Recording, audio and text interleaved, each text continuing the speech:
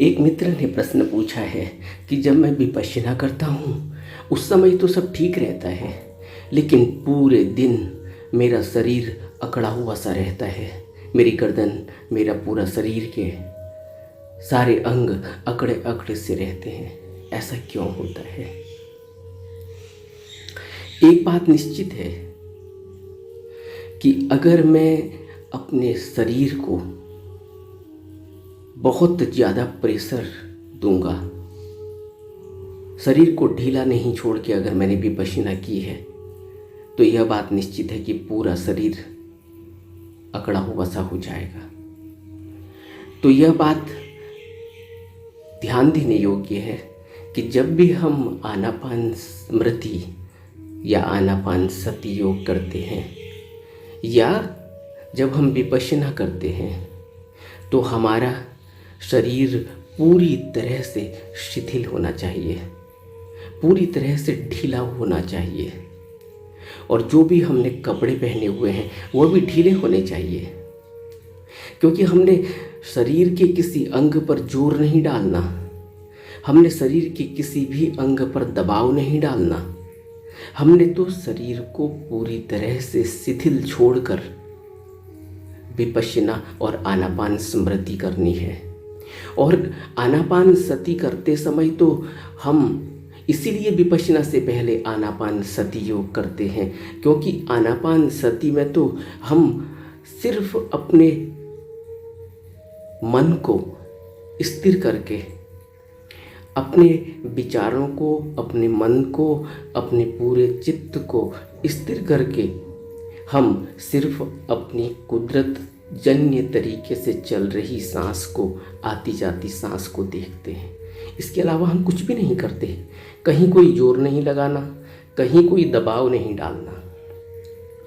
अगर कहीं कोई हमने दबाव डाला, अपने शरीर को हम अकड़ा कर बैठे हुए हैं, अगर हमने अलती फलती मार के बैठे हुए हैं, लेकिन हमारा शरीर बहुत ही ज़्यादा अकड़ा हुआ है, हमने अपनी रीढ़ की हड्डी को बहुत ज़्यादा ताना हुआ है, हमने अपने हाथों को बहुत ज़्यादा तान कर रखा हुआ है, हमने अपनी गर्दन को खींच कर रखा हुआ है, तो यह बात निश्चित है कि हमारे शरीर में अकड़ पैदा हो जाएगी। जबकि हमने ऐसा नहीं करना है। हमने तो शरीर को बिल्कुल ही ढीला रख कर, जिस तरह से हम अपने आराम के वक्त में अपने शरीर को बिल्कुल ढीला रखते हैं, उसी तरह से हमने आनापान सति करते समय अपने शरीर को रखना होता है। इसी तरह से जब हम विपश्यना करते हैं, आनापान सति के बाद विपश्यना करते हैं, यह ध्यान रखना चाहिए। हम कई बार सीधे विपश्यना करने लगते हैं, आनापान सति में टाइम नहीं देते, जबकि सही तरीका यह है कि पहले हम आनापान सति करें, क्योंकि आनापान सति में हमारा मन स्थिर होगा, तब वह विपश्यना में हमारे पूरे चित्त को, हमारी पूरी वेदनाओं को, हमारे धर्म को और हमारी पूरी काया को, काया के अंग प्रत्यंग पर निरीक्षण कर सकता है। इसलिए अगर हमारा मन स्थिर नहीं होगा तो फिर हम विपश्यना नहीं कर पाएंगे। इसलिए मन को स्थिर करने के लिए, उसको सूक्ष्म और तीक्ष्ण करने के लिए, उसको एक जगह पर टिकने की आदत डालने के लिए हम आनापान सति करते हैं। और जब आनापान सति हम पूरा कर चुके होते हैं, उसके बाद हम विपश्यना को शुरू करते हैं। और जब विपश्यना को शुरू करते हैं, उस समय भी शरीर पूरी तरह से शिथिल होना चाहिए। अगर हम शरीर के किसी अंग पर दबाव डालेंगे, माना मैं कायानुपश्ययी कर रहा हूँ, मैंने आनापान सति करा, अपने शरीर को पूरी तरीके से शिथिल किया, ढीला छोड़ा हुआ है, मैं बिल्कुल शांत मुद्रा में बैठा हुआ हूँ और संकल्प मैंने लिए हुए हैं कि मैं प्रमुदित होकर विपश्यना आनापान सति कर रहा हूँ। मैं एकांत में ऐसी जगह पर बैठा हुआ हूँ जहाँ कोई भी डिस्टर्बेंस नहीं है। मैं अपने मन और अपने चित्त की शांति के लिए, स्थिरता के लिए आनापान सति कर रहा हूँ। मैं दृढ़ संकल्प होकर आनापान सति कर रहा हूँ। मैं प्रमुदित हूँ, मैं आनंद से भरा हुआ हूँ, आनापान सति कर रहा हूँ। मेरे अंदर कोई चिंतन नहीं है, कोई विचार नहीं है। मैं पूरी तरह से शिथिल होकर, पूरी तरह से अपने मन को एकाग्र करके आनापानसति कर रहा हूँ। मैंने अपनी समस्त इंद्रियों पर नियंत्रण किया हुआ है और मैं आनापानसति कर रहा हूँ। इस तरह से हमें एक संकल्प बनाना होता है। एक संकल्प लेकर फिर हम आनापानसति करते हैं, शरीर को पूरी तरह से ढीला छोड़कर। जिस तरह से हम बिल्कुल रिलैक्स होकर अपने खाली टाइम पर बैठते हैं, उस तरह से हमने आनापानसति में टाइम देना है। उसी तरह से हमने विपश्यना में भी टाइम देना है। जब हम विपश्यना में कायानुपश्ययी करते हैं, हम शरीर के सबसे ऊपर के भाग, सर के ऊपर से हम शुरू करते हैं, तो फिर हमारा सर अकड़ा हुआ नहीं होना चाहिए। हम शरीर को देख रहे हैं, हम शरीर को किसी भी तरीके की उसमें किसी भी प्रकार का नियंत्रण नहीं कर रहे हैं।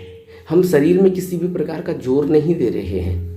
हम तो अपने चित्त से, अपने मन से, अपने पूरे शरीर का निरीक्षण कर रहे हैं।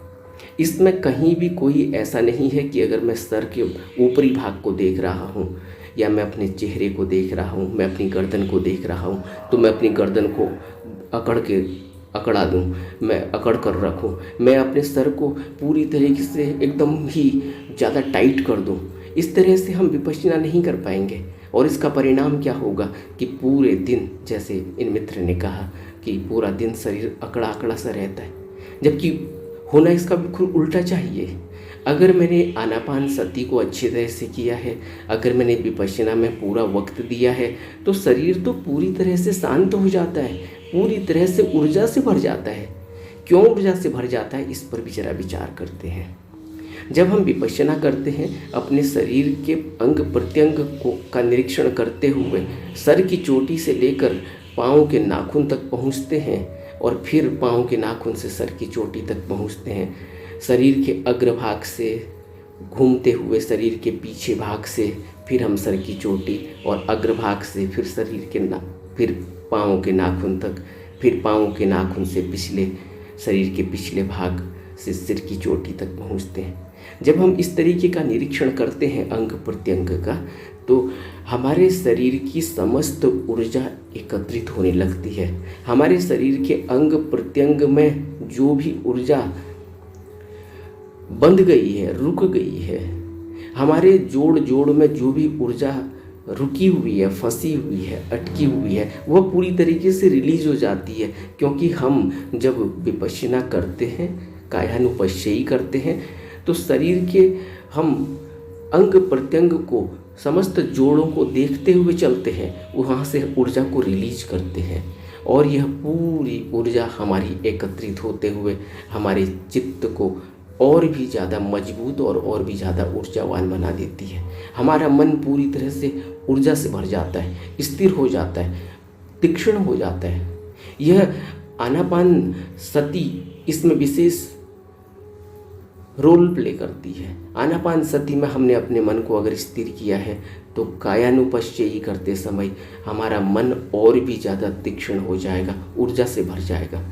और जितना हमारा मन एकत्रित होगा, ऊर्जा से भर जाएगा, उतनी ही अधिक मात्रा में हमारे शरीर के अंदर ऊर्जा पैदा होने लगेगी। शरीर की समस्त ऊर्जा रिलीज होकर जोड़ अंग प्रत्यंग में जो भी ऊर्जा अटकी हुई है, रुकी हुई है, फंसी हुई है, वह समस्त ऊर्जा हमारी रिलीज हो जाती है और हमारा शरीर पूरी तरह से हल्का और ढीला हो जाता है।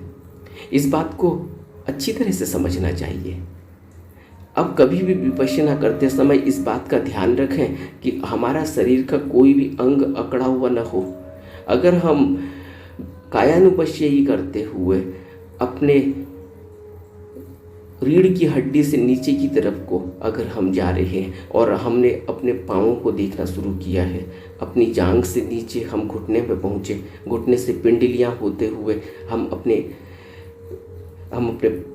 पाँव पर पहुँचे, नीचे हमारी एड़ी का हिस्सा है वहाँ पहुँचे। अगर हम यहाँ पर अपने पाँव को टाइट कर देंगे कि मैं नीचे की तरफ को, अभी मैं पाँव को देख रहा हूँ, मैं जांघ को देख रहा हूँ, मैं अपने घुटने को देख रहा हूँ, और अगर मेरा वहाँ पर देखने के साथ साथ अगर मेरी टांग भी अकड़ने लगी है, टाइट होने लगी है, तो इससे यह पता चलता है कि मैं अपने पूरे शरीर में इसी तरीके से जोर दे रहा हूँ।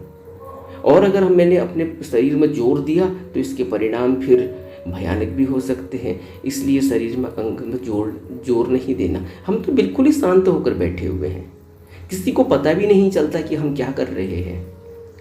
तो शरीर पर किसी भी प्रकार का जोर न दें।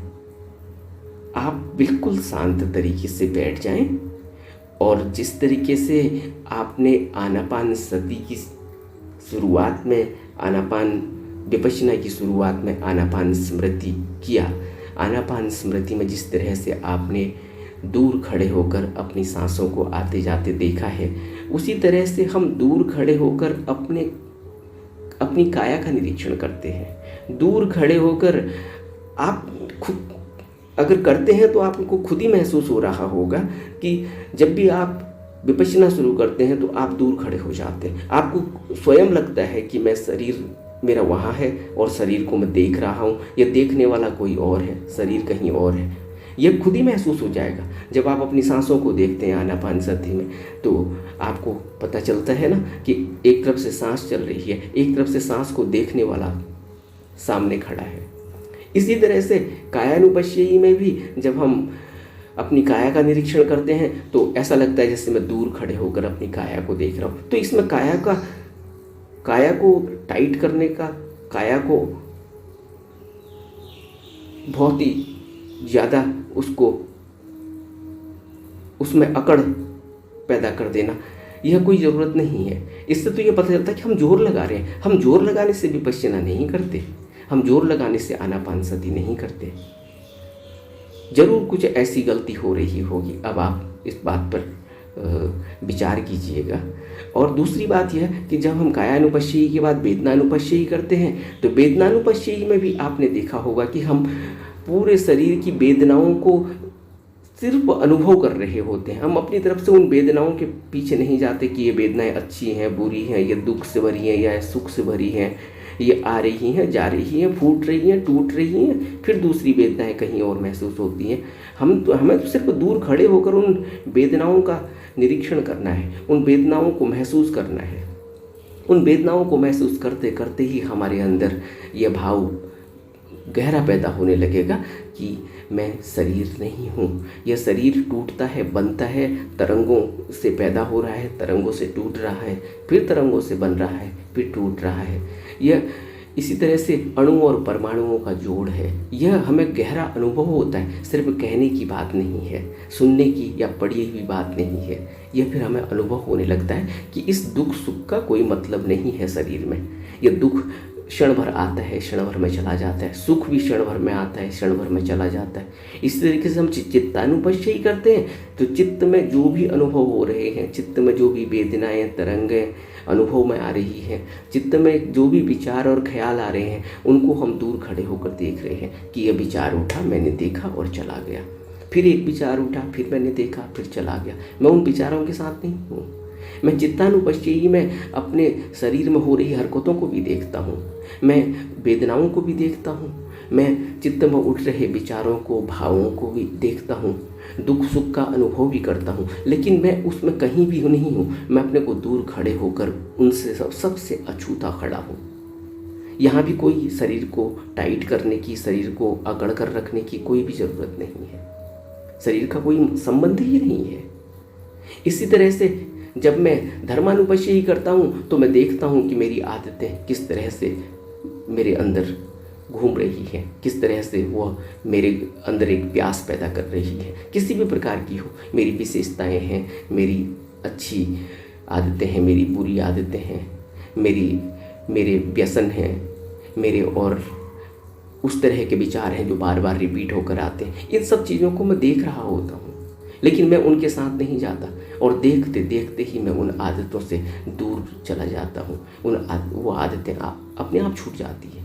यहाँ भी कोई किसी भी प्रकार का शरीर को या मन को हमें उसमें कोई प्रेशर नहीं डालना, उसमें कोई दबाव नहीं डालना। तो अब हम जब विपश्यना करेंगे तो इस बात का ध्यान रखेंगे कि हम बिल्कुल ही शांत, इसीलिए बुद्ध ने कहा कि इस प्रकार से जैसे मैं जंगल में कहीं बैठा हूं, अरण्य में। बुद्ध इस तरह से इस्तेमाल करते हैं शब्द कि मैं अरण्य में एकांत में बैठा हूं।